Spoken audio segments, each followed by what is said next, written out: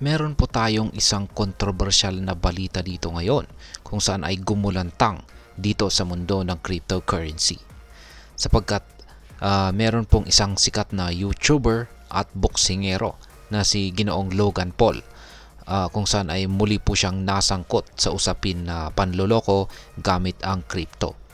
Ayon po sa ulat ng BBC, itong si Ginoong Logan ay umano'y kumita ng higit $100,000 mula sa isang crypto scam sa pamamagitan po ng pag-promote ng mga token kung saan may personal siyang interest.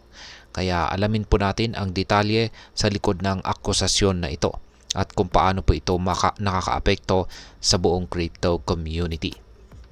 At ayan, pero bago po tayo magpatuloy, ay nais ko lamang po munang bigyang linaw ang aking disclaimer kung saan ang linalaman po ng video na ito ay hindi po ito isang financial advice. For education and information purposes lamang po ang layunin nito.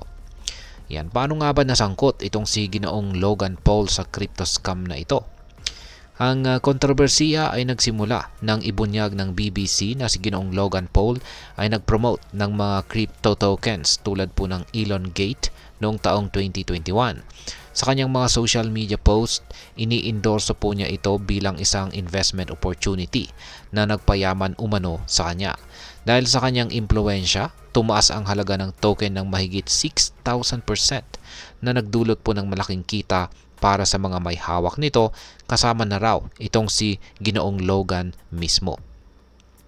Ang ulat po ng BBC ay nagpakita ng mga transactions sa pagitan ng pampublikong crypto wallet ni Ginoong Logan Paul at ng isang anonymous wallet. Ang nasabing wallet ay sinasabing nakinabang ng malaki mula sa pagtaas ng presyo ng mga token na kanyang ini-endorso. Dagdag pa rito, may ebidensya rin na ang kanyang subscription-based Maverick Club ay may kaugnayan sa wallet na ito na nagpapalakas ng hinala tungkol sa personal niyang interes.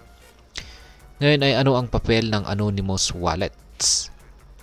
Ayon po sa BBC, ang anonymous wallet na ito ay may kaugnayan po sa Elongate at iba pang mga crypto tokens na ini-endorso ni Ginoong Logan Paul.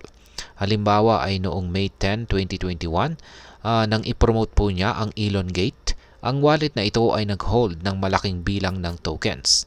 Makalipas po ang ilang oras, nagbenta po ito ng tokens at kumita ng $120,000 mula po sa 6,000% na price surge. Sa isang pagkakataon, nag-promote po itong si Ginoong Logan ng isa pang mask theme token sa platform na X, dating Twitter po yan. Muling nakita ang anonymous wallet na kumita ng daang-daang libong dolyar mula sa spike sa presyo ng token. Ito ba ang unang beses na nasangkot itong si Ginoong Logan Paul sa crypto scam? Hindi po ito ang unang beses na naakusahan itong si Ginoong Logan Paul ng panloloko gamit ang crypto. Nung nakaraan ay nasangkot din siya sa isang crypto lawsuit dahil sa kabiguan ng kanyang NFT project na CryptoZoo. Sa proyektong ito ay maraming investors ang nawalan ng pera kung saan ay umaabot po sa $4 million.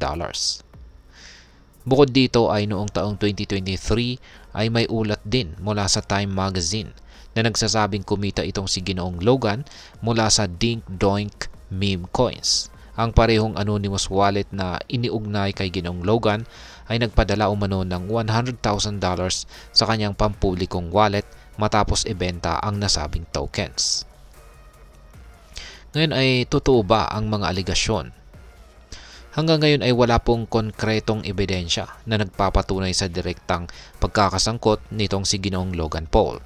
Subalit ang pagtanggi niya sa mga panayam ng BBC at ang pagpapadala ng isang impersonator upang iwasan ang mga tanong ay nag-iwan po ng mas maraming katanungan kaysa sagot. Ayon po sa kanyang abogado, may limitadong kita lamang daw itong si Ginoong Logan mula sa mga token na ito. Tinatayang nasa $17,000.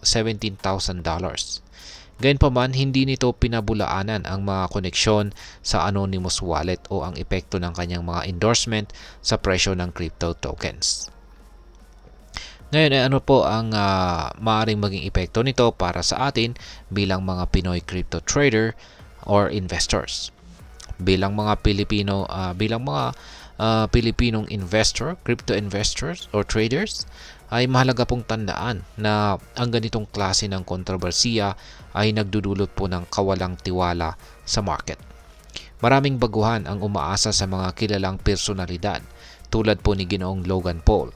Kaya't kapag lumabas ang mga ganitong isyo, madalas nawawalan ng kumpiyansa ang publiko sa crypto bilang isang investment option.